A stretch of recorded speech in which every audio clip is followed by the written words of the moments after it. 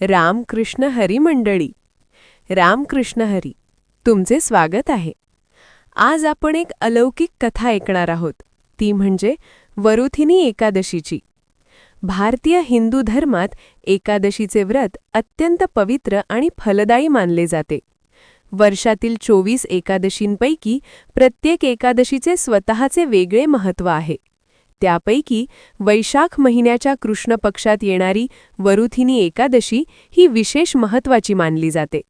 या एकादशीला वामन एकादशी असेही म्हटले जाते.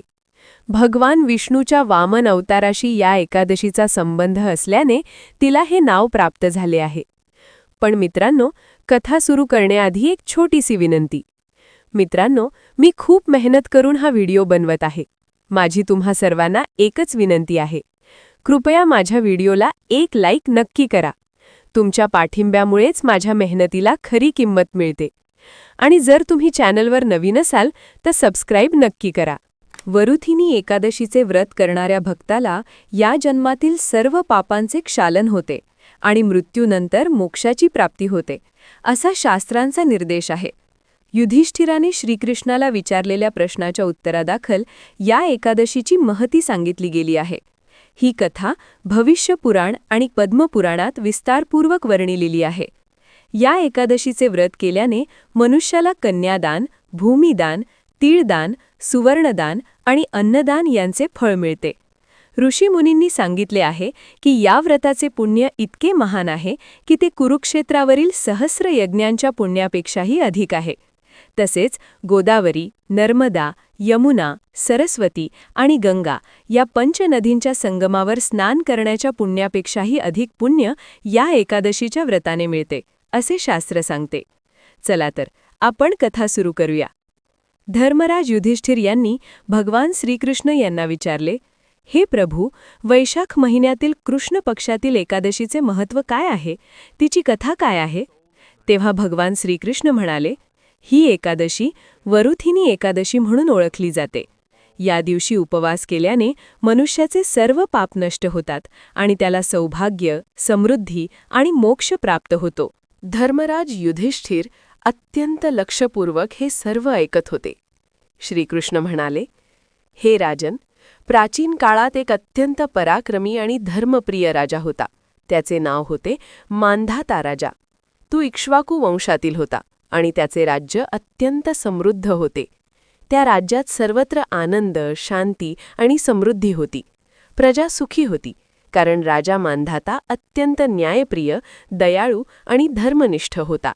तो नेहमी सत्याचा मार्ग स्वीकारत असे आणि धर्माचे पालन करत असे. राजा रोज ब्राह्मणांची सेवा करत असे, यज्ञयाग करत असे आणि गरिबांना दान देत असे. त्याच्या राज्यात कोणीही दुःखी नव्हते. सर्व लोक त्याला देवासारखे मानत होते. एके दिवशी राजा मांधाता विचार करू लागला, माझ्या आयुष्यात सर्व काही आहे, संपत्ती, सत्ता, सुख, पण तरीही मला अधिक आध्यात्मिक उन्नती करायची आहे. मला भगवान विष्णूची विशेष कृपा मिळवायची आहे. असा विचार करून त्याने जंगलात जाऊन कठोर तप करण्याचा निश्चय केला. राजाने आपल्या मंत्र्यांना राज्याची जबाबदारी सोपवली आणि तो एकटाच घनदाट जंगलात गेला. त्या जंगलात मोठमोठे वृक्ष, शांत वातावरण आणि ऋषीमुनींची वस्ती होती. राजा एका पवित्र स्थळी बसला आणि भगवान विष्णूचे ध्यान करू लागला. त्याने अन्न पाण्याचा त्याग केला आणि अनेक दिवस कठोर तपश्चर्या केली. काळ पुढे सरकत गेला. दिवस महिने झाले, महिने वर्षांमध्ये बदलले. पण राजा मांधाता आपल्या तपात अढळ राहिला. एके दिवशी जेव्हा राजा खोल ध्यानात मग्न होता, तेव्हा अचानक एक भयंकर घटना घडली. त्या जंगलात एक क्रूर आणि भुकेले अस्वल फिरत होते. त्याने राजाला पाहिले आणि त्याच्यावर झडप घातली. राजा ध्यानात असल्यामुळे त्याला काहीच कळले नाही. त्या अस्वलाने त्याचा एक पाय पकडून फाडून टाकला. अचानक झालेल्या या हल्ल्यामुळे राजा वेदनेने तडफडू लागला. त्याचे शरीर रक्ताने माखले गेले, पण तरीही त्याने आपले ध्यान सोडले नाही. तो मनातच म्हणत होता, हे भगवान विष्णू, तुम्हीच माझे रक्षक आहात. माझे सर्व काही तुमच्यावर सोपवले आहे. अस्वल त्याचा पाय घेऊन निघून गेले आणि राजा तिथेच जखमी अवस्थेत पडून राहिला. पण आश्चर्य म्हणजे इतक्या वेदनेतही राजाने भगवान विष्णूचे नामस्मरण थांबवले नाही. जखमी अवस्थेतही मांधाता राजा भगवान विष्णूचे नामस्मरण करत होता. त्याचे शरीर वेदनेने व्याकुळ झाले होते, पण त्याची श्रद्धा अजिबात ढळली नाही. रात्र झाली. जंगलात काळोख पसरला. सर्वत्र शांतता होती. फक्त वाऱ्याचा आवाज आणि कधीकधी हिंस्त्र प्राण्यांचे डरकाळी ऐकू येत होत्या. राजा अत्यंत अशक्त झाला होता. त्याच्या शरीरातून रक्तस्राव होत होता.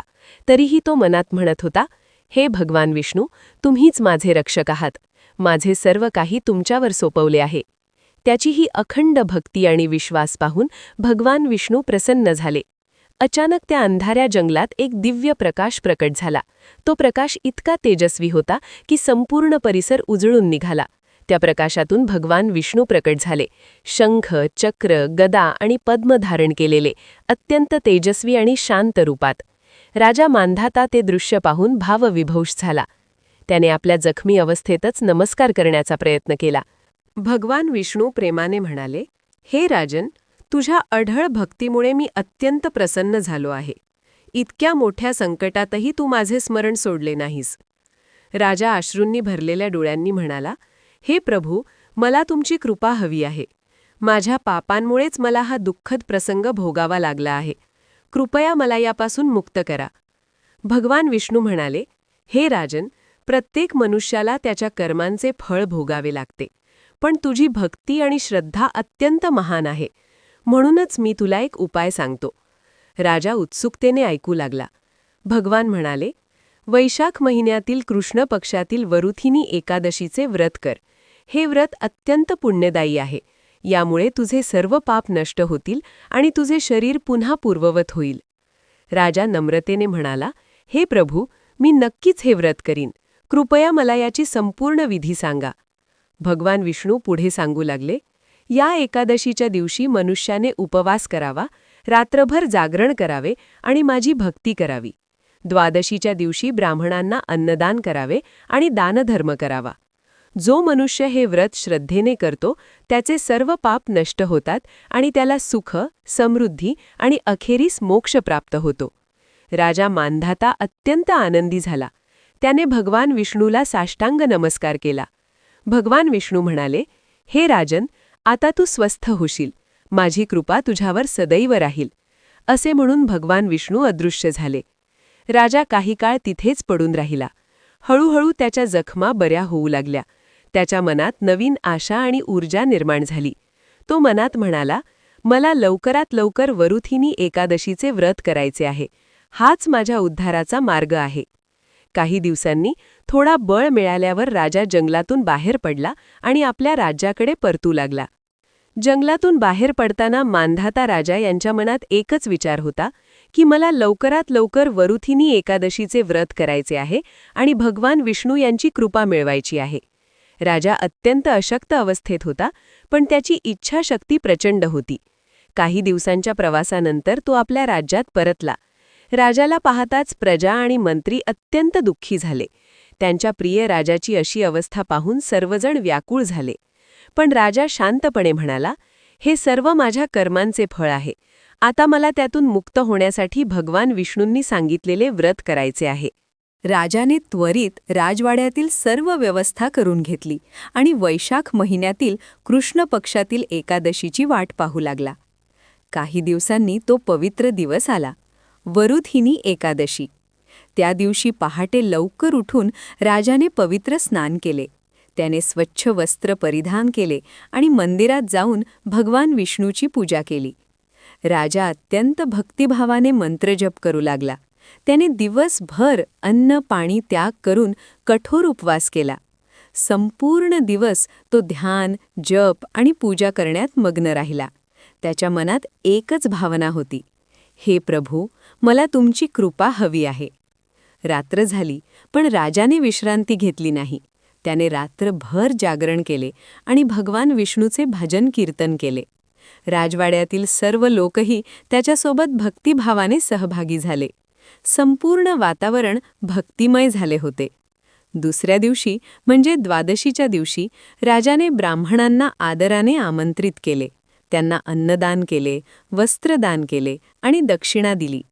राजाने अत्यंत नम्रतेने सर्व विधी पूर्ण केले. जसेच व्रत पूर्ण झाले तशी एक अद्भुत घटना घडली. हळूहळू राजाच्या शरीरात बदल होऊ लागला. त्याच्या जखमा पूर्णपणे भरून आल्या आणि सर्वात आश्चर्याची गोष्ट म्हणजे त्याचा गमावलेला पाय पुन्हा पूर्ववत झाला. राजा पूर्णपणे स्वस्थ झाला. ही अद्भुत घटना पाहून संपूर्ण राज्यात आनंदाची लहर पसरली. लोक भगवान विष्णूचे गुणगान करू लागले. राजा भावुक होऊन म्हणाला, हे भगवान विष्णू, तुमच्या कृपेने मला नवजीवन मिळाले. मी सदैव तुमचा ऋणी राहीन. त्या दिवसानंतर राजा मांधाता आणखी अधिक धर्मनिष्ठ झाला. तो नेहमी एकादशीचे व्रत पाळू लागला आणि प्रजेला सुद्धा धर्माच्या मार्गावर चालण्यास प्रेरित करू लागला. त्याच्या राज्यात पुन्हा एकदा सुख, शांती आणि समृद्धी नांदू लागली. या कथेचा संदेश आहे की श्रद्धा आणि भक्ती कधीही व्यर्थ जात नाही. संकटातही देवावर विश्वास ठेवावा. वरुथिनी एकादशीचे व्रत अत्यंत पुण्यदायी आहे. या व्रतामुळे पापांचा नाश होऊन जीवनात सुख समृद्धी येते. भगवान श्रीकृष्ण पुढे अजून एक कथा सांगू लागले. हे युधिष्ठिरा, प्राचीन काळी एक पराक्रमी राजा होता. तो सत्यवादी, न्यायप्रिय, धर्माने वागणारा आणि प्रजेचा हितचिंतक होता. त्याच्या राज्यात कोणालाही कोणत्याही प्रकारचे दुःख नव्हते. त्याच्या राज्यात सर्वत्र सुख, शांती आणि समृद्धी नांदत होती. राजाची प्रजावत्सलता इतकी थोर होती की प्रजेला त्याच्याविषयी पित्याप्रमाणे आदर वाटे. राजा मांधाता हा भगवान विष्णूचा परमभक्त होता. तो नित्यनेमाने विष्णू सहस्रनाम, विष्णू पुराण यांचे पठण करीत असे. तो एकादशीचे व्रत नियमाने पाळत असे आणि त्या दिवशी उपवास करून भगवान विष्णूची पूजार्चा करीत असे. त्याच्या आचरणाने, सत्यनिष्ठेने आणि धर्मपालनाने त्याच्या राज्याची कीर्ती सर्वत्र पसरली होती. एकदा राजा मांधाता वनात एकट्याने विचरत होते. वनातील रमणीय वातावरण, पक्ष्यांचे मधुर स्वर, झऱ्यांचे खळखळणे हे सारे ऐकत ते भगवान विष्णूचे चिंतन करत चालत होते. इतक्यात एका घनदाट अरण्यात त्यांना एक भयंकर दृश्य दिसले. एक महाकाय सिंह एका ऋषींवर झेपावत होता. तो ऋषी अत्यंत वृद्ध होते. ते भयाने थरथर कापत होते. त्यांच्या डोळ्यात प्राणभयाची छाया दिसत होती. राजा मांधाताने हे पाहिले आणि ते क्षणाचाही विलंब न करता धावत गेले. त्यांनी आपली तलवार उपसली आणि सिंहावर हल्ला केला. सिंहाने राजावर झेप घेतली, पण राजाने धैर्याने त्याचा सामना केला. दोघांमध्ये जोरदार युद्ध झाले. शेवटी राजाने सिंहाचा पराभव केला आणि ऋषींना वाचवले. त्या ऋषींनी राजाचे मनःपूर्वक आभार मानले. ते म्हणाले, हे राजन, तू आज माझे प्राण वाचवलेस. भगवान तुझे भले करो. राजा मांधाताने नम्रतेने सांगितले, हे महात्मन, हे तर माझे कर्तव्य होते. आपण कोण आहात? आपण येथे का आलात? त्यावर ऋषी म्हणाले, मी अंगिरस ऋषी आहे. मी तपश्चर्येसाठी या वनात आलो होतो. परंतु राजन, एक प्रश्न विचारतो. तुझ्या चेहऱ्यावर एक प्रकारची उदासी दिसते. तुला काही चिंता आहे का? राजा मांधाताने उसासा टाकला आणि म्हणाले, हे महर्षे, आपण म्हणता ते खरे आहे. माझ्या मनात एक खोल दुःख आहे. माझी प्रिय कन्या आजारी आहे. ती अत्यंत वेदनेत आहे. सर्व वैद्यांनी प्रयत्न केले, परंतु ती बरी होत नाही. मला माझ्या कन्येची फार काळजी वाटते. हे ऐकून ऋषी अंगिरस म्हणाले, राजन, उदास होऊ नकोस. या आपत्तीतून तुझी मुक्तता होण्यासाठी एक उपाय आहे. वैशाख महिन्याच्या कृष्ण पक्षात येणाऱ्या वरुथिनी एकादशीचं व्रत कर. त्या दिवशी उपवास करून भगवान वामनाची म्हणजे विष्णूच्या वामन अवताराची भक्तिभावाने पूजा कर. त्या व्रताच्या प्रभावाने तुझ्या कन्येला आरोग्य प्राप्त होईल आणि तुला सर्व पापांपासून मुक्ती मिळेल. राजा मांधाताने ऋषींचे हे वचन मनावर घेतले. ते राजधानीत परत आले आणि वरुथिनी एकादशीचं व्रत करण्याची तयारी करू लागले. त्यांनी दशमीपासून ब्रह्मचर्याचं पालन केले, मनाला एकाग्र केले आणि एकादशीच्या दिवशी पूर्ण उपवास धरला. सायंकाळी भगवान वामनाची षोडशोपचार पूजा केली. रात्री जागरण केले, भजन कीर्तन केले, विष्णू स्तोत्र, विष्णू सहस्रनाम यांचे पठण केले. द्वादशीला पारणा केले. या व्रताच्या प्रभावाने राजाची कन्या पूर्णपणे बरी झाली. तिचे रोग निघून गेले. तिचे मुखमंडल पुन्हा प्रसन्न आणि तेजस्वी झाले. राजा मांधाता अत्यानंदाने भगवान विष्णूचे आभार मानू लागले. तेव्हापासून राजाने प्रत्येक वर्षी वरुथिनी एकादशीचं व्रत विधिवत केले. भगवान श्रीकृष्ण युधिष्ठिराला वरुथिनी एकादशीच्या व्रतविधीबद्दल पुढे सांगतात. हे युधिष्ठिरा, या एकादशीचं व्रत करताना काही विशेष नियम पाळणे आवश्यक असते. दशमी तिथीपासून म्हणजेच एकादशीच्या आधीच्या दिवसापासून साधक मांस, मासे, कांदा, लसूण, वांगे, मसूर, मटकी, बाशी अन्न आणि अयोग्य आहार यांचे सेवन सोडतो. मनात सात्विक विचार ठेवतो. एकादशीच्या दिवशी साधकाने पहाटे उठावे, स्नान करून शुद्ध वस्त्रे परिधान करावीत, मनात भगवान वामनाचे ध्यान करावे, घरातील पूजास्थानी भगवान विष्णू किंवा वामनाची मूर्ती किंवा प्रतिमा स्थापन करावी, त्यांना पंचामृताने स्नान घालावे, दूध, दही, मध, तूप आणि साखर यांनी.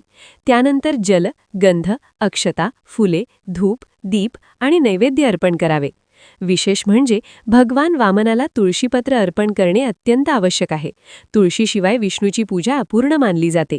भगवान विष्णूचे नामस्मरण, विष्णू सहस्रनाम, भगवद्गीता पठण, एकादशी महात्म्य वाचन हे सारे या दिवशी करावे. रात्री जागरण करावे आणि भजन कीर्तनात वेळ घालवावा. दुसऱ्या दिवशी द्वादशीला ब्राह्मणाला भोजन दान करून त्यांची पूजा करून पारणा करावी. या व्रताच्या प्रभावाने मनात कोणाविषयी राग, द्वेष, मत्सर किंवा क्रोध नसावा. इतरांची निंदा करू नये, खोटे बोलू नये, दुसऱ्याला दुखावणारे वचन बोलू नये. शक्य असल्यास मौन व्रत पाळावे. हे युधिष्ठिरा, या एकादशीचे महात्म्य अपार आहे. शास्त्रांनुसार या एकादशीचे व्रत करणाऱ्या मनुष्याला कन्यादान, भूमिदान, तिळदान, सुवर्णदान आणि अन्नदान यांच्या समान फळ मिळते. जो मनुष्य वरुथिनी एकादशीचे व्रत विधिवत करतो त्याला 1000 वर्षे तपश्चर्या केल्याचे पुण्य मिळते, असे आमचे महर्षी सांगतात. या एकादशीच्या व्रताने अश्वमेध यज्ञाचे फळ, वाजपेय यज्ञाचे फळ, राजसूय यज्ञाचे फळ आणि सर्व तीर्थांना भेट दिल्याचे पुण्य हे सारे मिळते असे शास्त्रवचन आहे. केदारनाथ, बद्रीनाथ, प्रयागराज, काशी, मथुरा, द्वारका या तीर्थक्षेत्रांना भेट दिल्याचे पुण्य वरुथिनी एकादशीच्या एका व्रतानेच मिळते. या एकादशीचे नाव वरुथिनी कसे पडले याचीही एक कथा आहे. वरुथ म्हणजे कवच किंवा ढाळ. जसे एखादे कवच शरीराचे रक्षण करते, त्याचप्रमाणे हे व्रत भक्तांचे पापांपासून, अज्ञानापासून आणि दुःखापासून संरक्षण करते. म्हणूनच या एकादशीला वरुथिनी एकादशी असे नाव दिले गेले आहे. जी स्त्री या एकादशीचे व्रत करते तिला सौभाग्य, आरोग्य आणि पुत्रप्राप्ती होते. जो पुरुष हे व्रत करतो त्याला यश, कीर्ती, संपत्ती आणि दीर्घायुष्य प्राप्त होते. कुटुंबात सुखशांती नांदते. घरातील वादविवाद, कलह आणि अशांती दूर होते. भगवान श्रीकृष्ण शेवटी युधिष्ठिराला म्हणाले, हे राजन, वरुथिनी एकादशीचे महात्म्य मी तुला सांगितले. हे व्रत करणाऱ्यास इहलोकात सुख आणि परलोकात मोक्ष मिळतो यात संशय नाही. जो हे महात्म्य श्रद्धेने वाचतो किंवा ऐकतो त्यालाही 1000 गोदानाचे पुण्य मिळते. जो मनुष्य भक्तिभावाने या एकादशीचे व्रत करतो त्याचे सर्व मनोरथ सिद्ध होतात. हे युधिष्ठिरा, तू धर्मात्मा आहेस, भक्त आहेस. तू हे व्रत कर आणि आपल्या प्रजेलाही करायला सांग. जेव्हा एखादी गोष्ट इतक्या सहजतेने केल्याने इतके मोठे फळ मिळते तेव्हा ती गोष्ट जरूर करावी. भगवान वामनाची भक्ती ही या संसार सागरातून पार होण्याची सर्वात सुलभ आणि सर्वात प्रभावी नाव आहे. भगवान श्रीकृष्णाचे हे वचन ऐकून युधिष्ठिर आनंदित झाले. त्यांनी कृतज्ञतेने श्रीकृष्णाला नमन केले आणि त्या क्षणापासून वरुथिनी एकादशीचे व्रत आजीवन पाळण्याचा संकल्प केला. युधिष्ठिरसारख्या महान धर्मराजाने हे व्रत आचरणात आणले आणि आपल्या प्रजेलाही या व्रताचे महत्त्व पटवून दिले. वरुथिनी एकादशीची कथा आणि महात्म्य वाचल्यानंतर एक गोष्ट स्पष्ट होते. भगवान विष्णूची भक्ती ही सर्वात सोपी, सर्वात प्रभावी आणि सर्वात सुलभ उपासना पद्धती आहे. धनाढ्य असो वा गरीब, विद्वान असो वा अशिक्षित, स्त्री असो वा पुरुष, वृद्ध असो वा तरुण, प्रत्येक जण या व्रताचा लाभ घेऊ शकतो. या व्रताचे सार एकाच वाक्यात सांगायचे झाले तर, भगवान विष्णूवर प्रेम ठेव, त्याच्यावर विश्वास ठेव, त्याचे नाम घे आणि उपवास करून त्याची पूजा कर. तुझे जीवन सुखी, समृद्ध आणि सार्थकी होईल. हाच वरुथिनी एकादशीचा संदेश आहे. राजा मांधाताची कथा, शुभदास ब्राह्मणाची कथा, युधिष्ठिर आणि श्रीकृष्णाचा संवाद या सर्व कथा आपल्याला एकच शिकवण देतात. भगवंतावर संपूर्ण विश्वास ठेव, सत्याचे आचरण कर, दानधर्म पाळ आणि नित्यनेमाने उपासना कर. या मार्गाने चालणाऱ्या मनुष्याला जीवनात कोणतीही अडचण येणार नाही आणि मृत्यूनंतर त्याला मोक्षाची प्राप्ती होईल. वरुथिनी एकादशीचे व्रत हे केवळ एक धार्मिक विधी नाही, ती एक जीवन पद्धती आहे. ती आपल्याला सांगते की जीवनात उपवास म्हणजे केवळ अन्नाचा त्याग नव्हे, तर वाईट विचारांचा, वाईट कर्मांचा आणि वाईट सवयींचा त्याग करणे.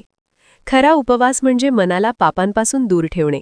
खरे दान म्हणजे गरजूंना मनापासून मदत करणे. खरी पूजा म्हणजे प्रत्येक प्राण्यात भगवंताला पाहणे. म्हणूनच वरुथिनी एकादशीचे व्रत श्रद्धेने आणि भक्तिभावाने करा. आपल्या कुटुंबाला, मित्रांना आणि परिचितांनाही या व्रताचे महत्त्व सांगा. भगवान वामनाची कृपा तुमच्यावर सदैव राहो, हीच या व्रताची प्रार्थना आहे.